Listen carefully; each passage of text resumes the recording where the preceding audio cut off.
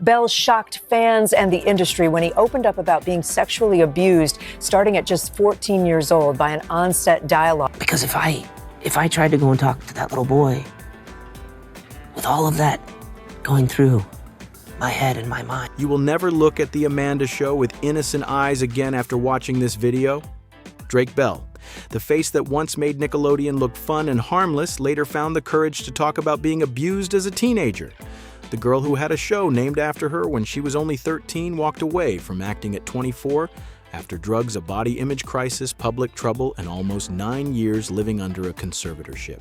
Danny Bonaduce only passed through this show, but his life was an older and harsher version of the child star curse addiction arrests reality TV, and then a brain condition that forced him to leave radio. This is not a cute then and now video. These are 10 faces that once made kids laugh and the price Hollywood left behind when they grew up.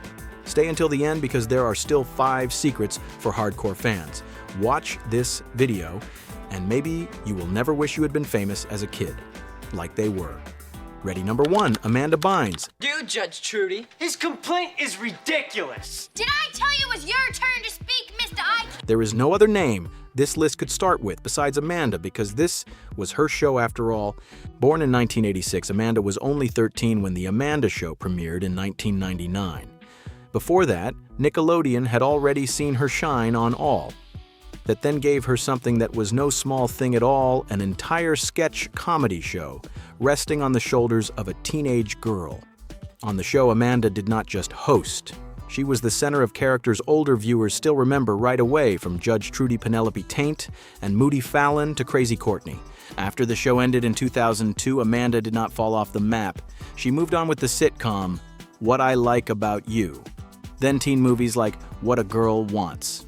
She's the man Hairspray and Easy A in 2010. Looking back at that run, she had everything she needed to escape the Nickelodeon kid label and become one of the great comedy actresses of her generation. Your dad in show business? You say he knows that? No, well, he likes to do comedy, and so, I've always liked doing comedy, so, But the period after Nickelodeon also started wearing her down. Amanda once said that after She's the Man seeing herself in a male form on screen put her in a very bad place with her body image. She also talked about using Adderall after hearing it called a skinny pill, and then drugs started affecting her mind and her career decisions. With Hall Pass, she admitted she left the movie while she was not in a good state, could not remember lines, did not like how she looked, and later called it unprofessional. By Easy A, everything really broke. Amanda could not stand the way she looked and acted on screen, then announced she was quitting acting on Twitter when she was only 24. After that, she herself said she fell into a dark period. No purpose isolation, drug use, watching TV, and posting on Twitter. From 2012 to 2014, the public saw more legal trouble and unusual behavior, from driving cases, misdemeanor, hit and run, cases of suspended license to the bong incident in New York and the driveway fire incident in Thousand Oaks. In 2013, Amanda was placed under a conservatorship. It lasted almost 9 years, giving control of her life and finances to her parents, then ended in March 2022. In 2023, she was again confirmed to have been placed on a mental health hold in Los Angeles. I'm young now, and I don't know, I want to be young as long as I can, and hopefully when I'm old, I can still... Amanda has not had some red carpet comeback. She graduated from FIDM in 2019, tried podcasting, made artwork, worked on design beauty, and in 2025, opened an OnlyFans to talk with fans through messages not to post sexual content. This year, Amanda is 40. She no longer acts, but the name Amanda Bynes is still strong enough to pull an entire generation back to Nickelodeon in the late 90s. Number 2, Drake Bell. Let's see. Mary had a little radio. Drake Bell was once one of the happiest faces on Nickelodeon, but when he spoke up in quiet on set, a lot of viewers had to look back at their TV childhood in a different way. Born in 1986, Drake is 40 this year. When The Amanda Show premiered in 1999, he was only 13, and quickly became the show's most noticeable male cast member. Before he held a guitar on Drake and Josh, he ran through all kinds of strange characters, from Totally Kyle Tony Pajamas and Enos to Carter Klutz. After that, Drake really took off with Drake and Josh, which aired from 2004 to 2007. He kept making music, acting, and voicing Peter Parker in Ultimate Spider-Man from 2012 to 2017. Years later, Drake said Nickelodeon fame did not mean financial security because he did not receive residuals from the old shows. Peck was arrested and pleaded no contest to 2 charges of child sexual abuse and was sentenced to 6. Quiet on Set brought his story back in a much heavier way.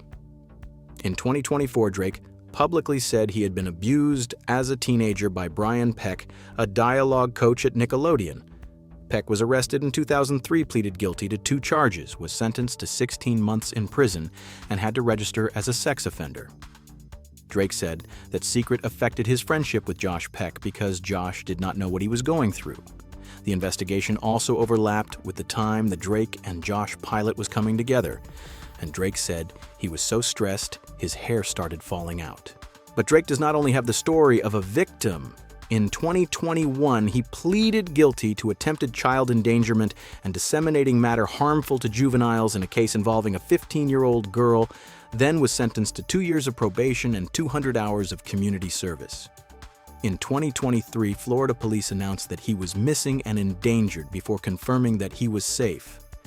That same year, his wife filed for divorce. This year, Drake is 40. He is still making music talking about therapy, recovery, fatherhood, and his repaired relationship with Josh. Drake Bell is the reason many people can no longer rewatch old Nickelodeon with completely carefree eyes. The next person, Josh Peck, is the one who stood beside him from those early days. Number 3, Josh Peck.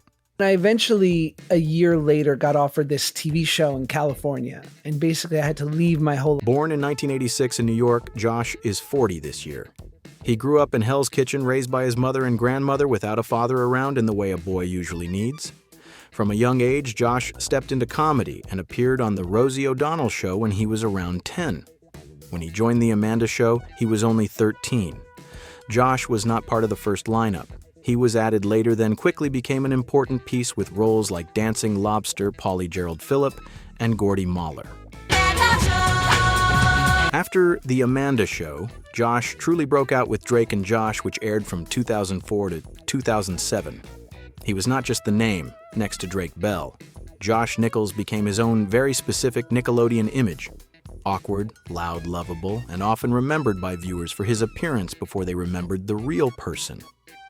After that, Josh kept going with Mean Creek voiced Eddie in the Ice Age series, then appeared in Grandfathered Turner and Hooch. How I Met Your Father, and even Oppenheimer in 2023. In 2022, he released his memoir, Happy People Are Annoying, where he started speaking more directly about the part of his life that was not inside sitcom laughter. Josh once weighed almost 300 pounds at 15, then lost more than 100 pounds. But losing weight does not automatically fix everything inside. He has said he used food, then alcohol and drugs to numb his feelings. That was the part a lot of viewers back then did not see. They laughed at the big kid on TV, while in real life, Josh needed many years to learn how to love the 15-year-old version of himself again. He has been sober since 2008 when he was only 21.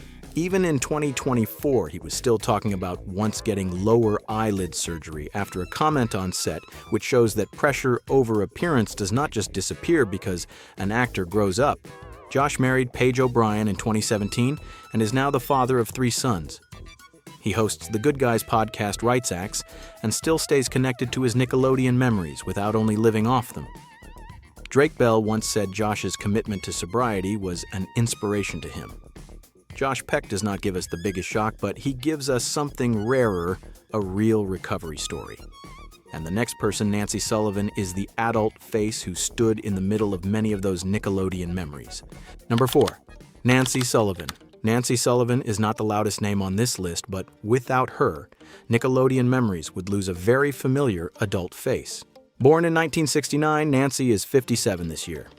She is from Utah, studied performing arts at the University of Utah, then trained in improv comedy through the Groundlings in San Jose. Her comedy role models also say a lot about her acting taste. Lucille Ball, Tracy Ullman, and Carol Burnett. That is not the kind of comedy where someone just stands still and reads lines.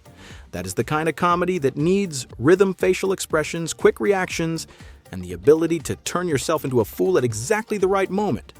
In The Amanda Show, Nancy was one of the most important adult players. She did not take the center the way Amanda did, and she was not a teen face like Drake or Josh, but the show needed her to work. Nancy played many roles such as Miss Yumbo, Mrs. Klutz, Marcy Stimple, Mrs. DeBoat, Mrs. Rostenson, and Ms. Burklow. Put simply, she was often the mom, the teacher, the customer, or the serious adult, pulled into a kid world that was purposely making everything chaotic. After that, Nancy moved into an even bigger Nickelodeon memory with the role of Audrey Parker Nichols on Drake and Josh, which aired from 2004 to 2007. For many viewers, that is the role they remember her for most. The TV mom standing between Drake Josh, their house-wrecking schemes, and that very Nickelodeon style of family comedy. Nancy did not need to be in the middle of the poster to matter. She was in exactly the right place when The Amanda Show turned into Drake and Josh. In 2025, Nancy reunited with Drake, Bell, Josh, Peck, and Jonathan Goldstein at NostalgiaCon, the group's first joint appearance in more than a decade. Josh also mentioned that back during The Amanda Show, Nickelodeon had already seen the chemistry between him and Drake, and that Drake and Josh came later from there. Nancy was standing right in the middle of that bridge. Nancy's private life has no major scandal widely recorded, and there is no need to make one up. The point worth talking about is her response after quiet on set. When Drake went public about being abused by Brian Peck, Nancy spoke out in support of him. She said they were not her biological children, but she had always loved them, and she was heartbroken to know Drake had been carrying so much pain while they were working together. Today, Nancy is no longer chasing the loud screen spotlight. She is connected with voice over work, voice coaching, and occasional appearances in fan nostalgia spaces. Nancy Sullivan gives this list a decent, humane breath. But Raquel Lee Bolo will take us back to the first season of The Amanda Show with a much more uncomfortable behind-the-scenes story. Number 5, Raquel Lee Bolo. Raquel Lee Bolo is not the name people mention the most when they remember The Amanda Show, and that is exactly what makes her story worth talking about. Born in 1986 in Los Angeles, Raquel is 40 this year. When The Amanda Show premiered in 1999, she was only 13 and was part of the first season lineup with Amanda Bynes, Drake Bell, Nancy Sullivan, and John Kassir. On the show, she played Sheila in The Girls' Room and several other roles.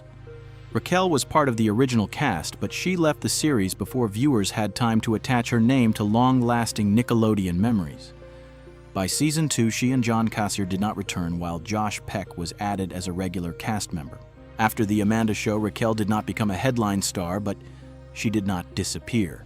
If Nickelodeon viewers forgot her, Disney fans have another memory, the voice of Nubia Gross in The Proud Family from 2001 to 2005.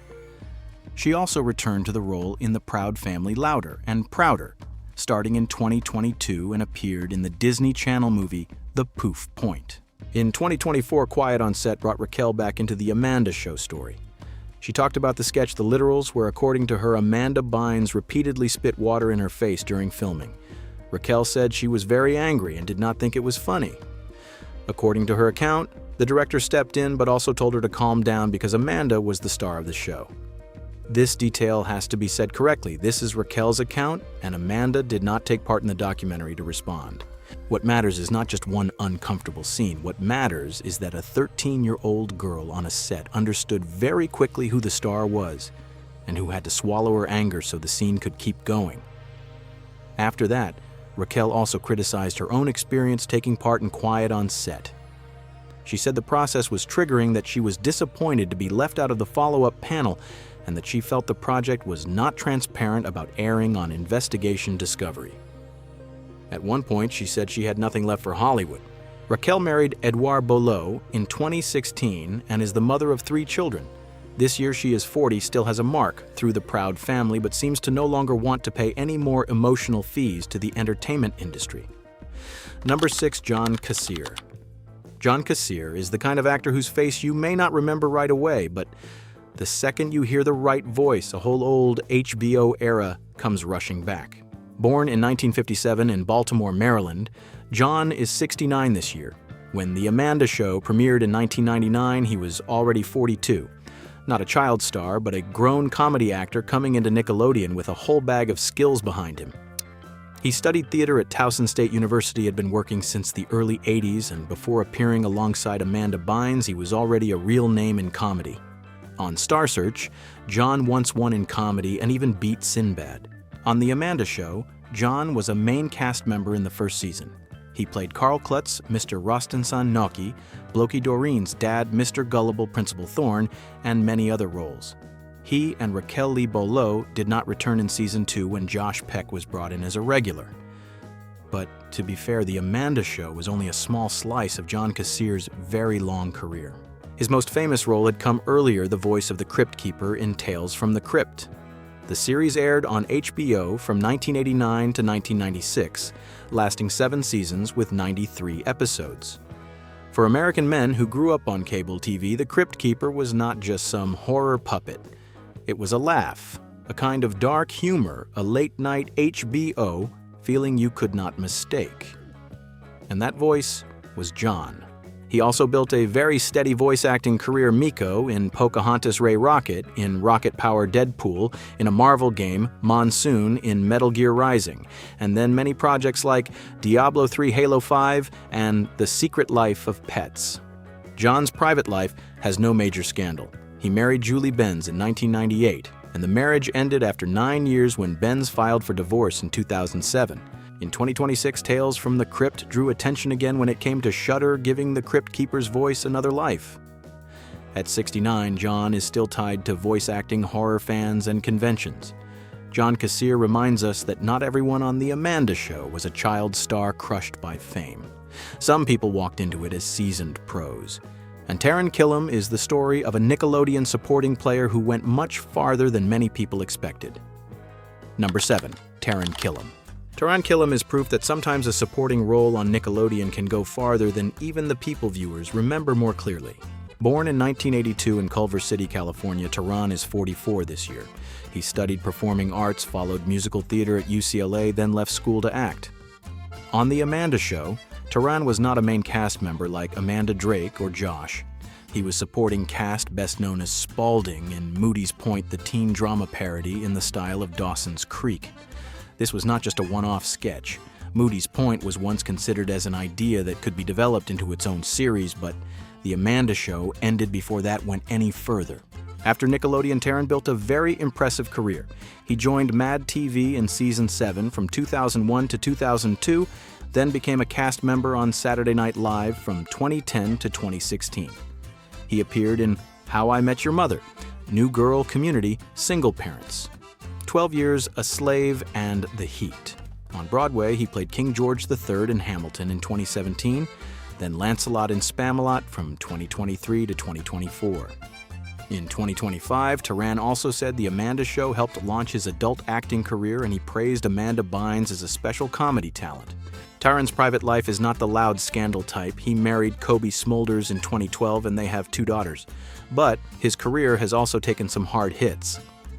In 2016, he left SNL after 6 seasons, and he once said he was not given a clear reason when his contract was not renewed. In 2025, Taran and Kobe's home in Pacific Palisades was destroyed in the Los Angeles wildfires, forcing him to leave the off-Broadway production of Urinetown to take care of his family. The most sensitive point is that after quiet on set, Taran's name came back up among the people who had written letters supporting Brian Peck. To be clear, that does not mean anyone should assume he knew the full truth or was connected to the crime. But in the public eye, in 2024, those letters became a very uncomfortable part of the old Nickelodeon story. This year, Taran is 44, still working, still has a family, still has a place in the business. He is not a child star who fell apart. He is a supporting player who went very far and still got called back by his Nickelodeon past. Number 8. E.E. Bell. E.E. Bell is the kind of supporting actor you may have seen a dozen times on American TV and still had to ask yourself, wait, where do I know this guy from? Born in 1955, E.E. Bell is 71 this year. When The Amanda Show premiered in 1999, he was already 44, not a teen star, not the face placed at the center of the poster, but a true character actor. Before and after Nickelodeon, he worked steadily in television, film, and theater with credits like Air Force One, Water for Elephants, and Hail Caesar. On The Amanda Show, E.E. Bell was part of the supporting cast. His most memorable role was Barney the security guard, who was usually tied to the Penelope Taynt storyline, the obsessed fan always trying to get close to Amanda. He is also credited with the role of Kreblock.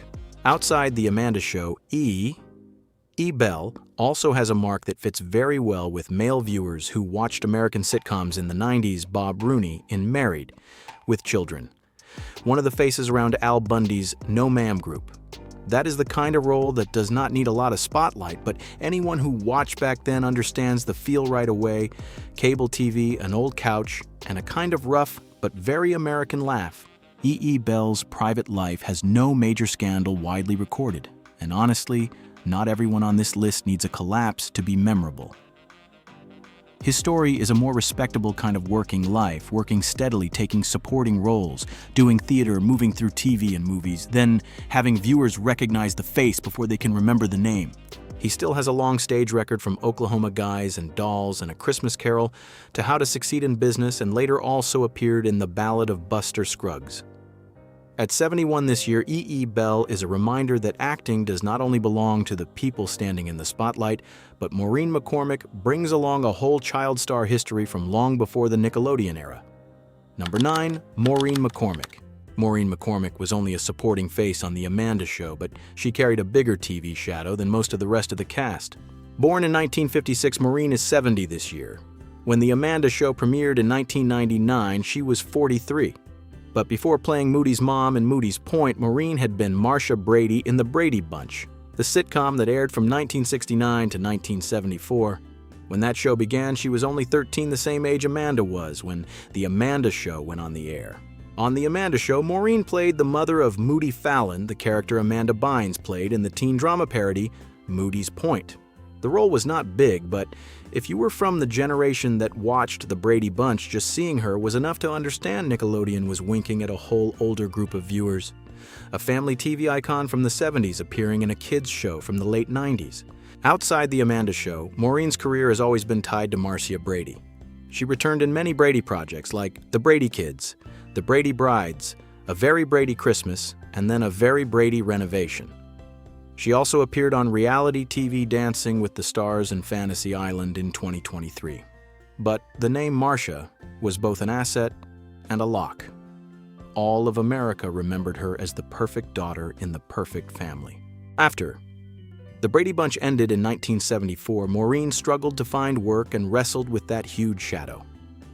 In her memoir, Here's the Story, she talked about cocaine addiction, Quaaludes pills, mushrooms along with periods of depression, weight issues, bulimia rehab, and mental health crises.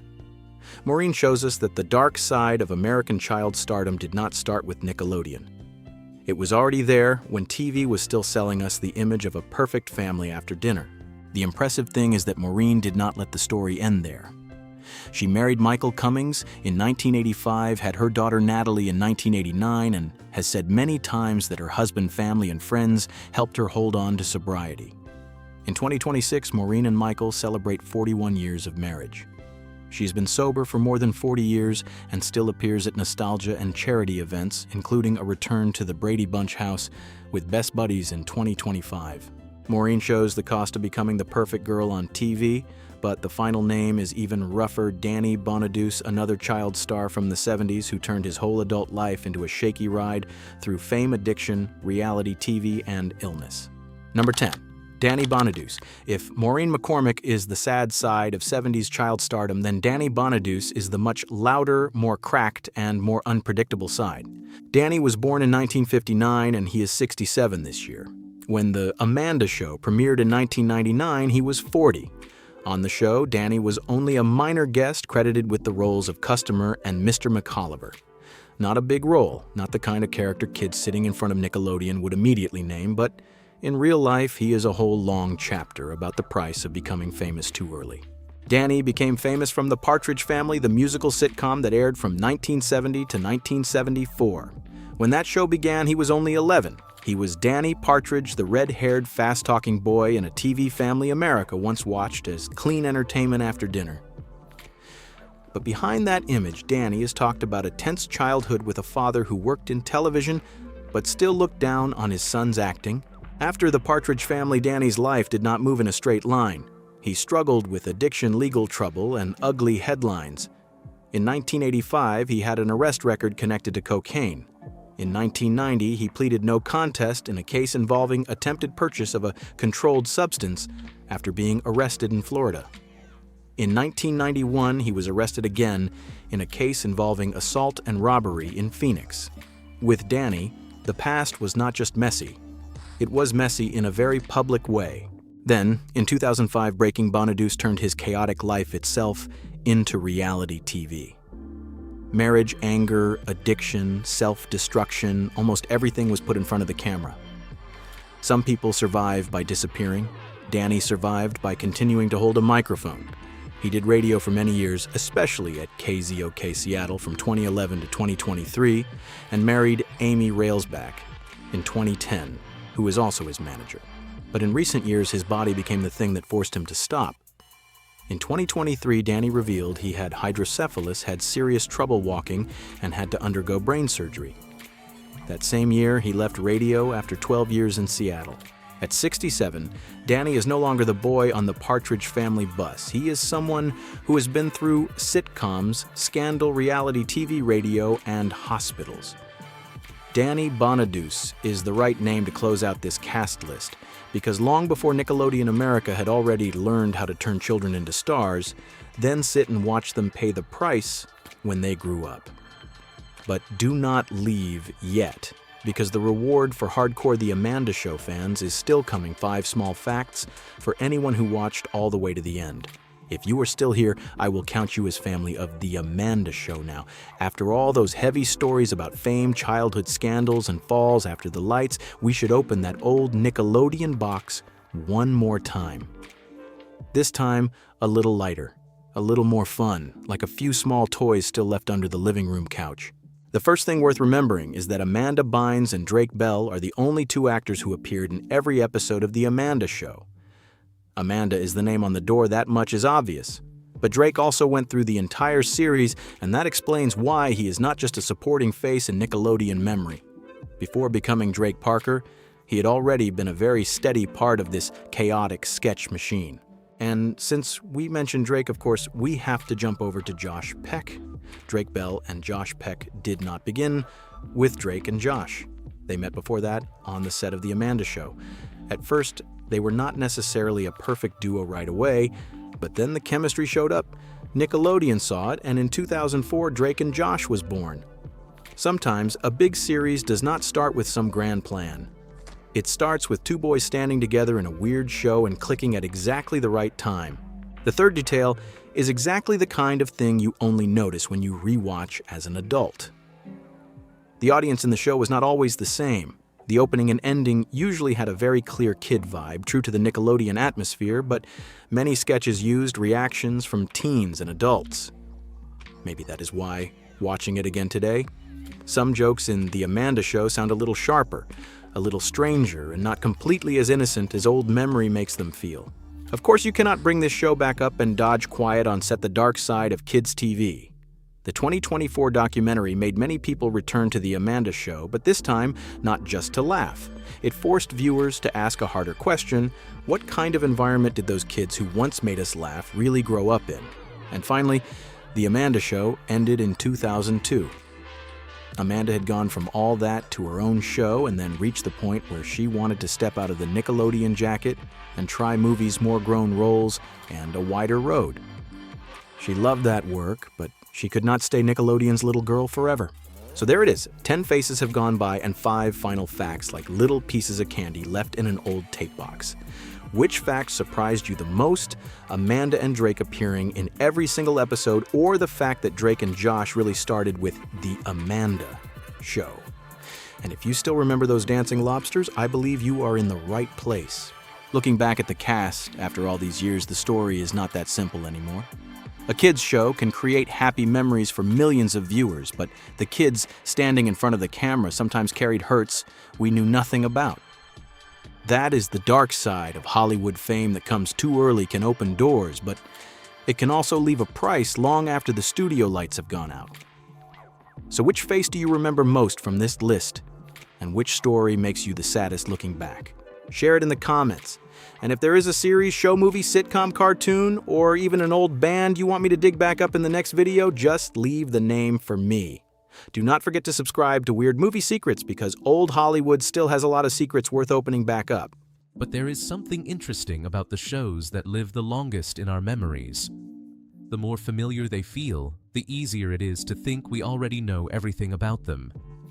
But behind it, there is an entire layer of backstage stories that many viewers have never heard.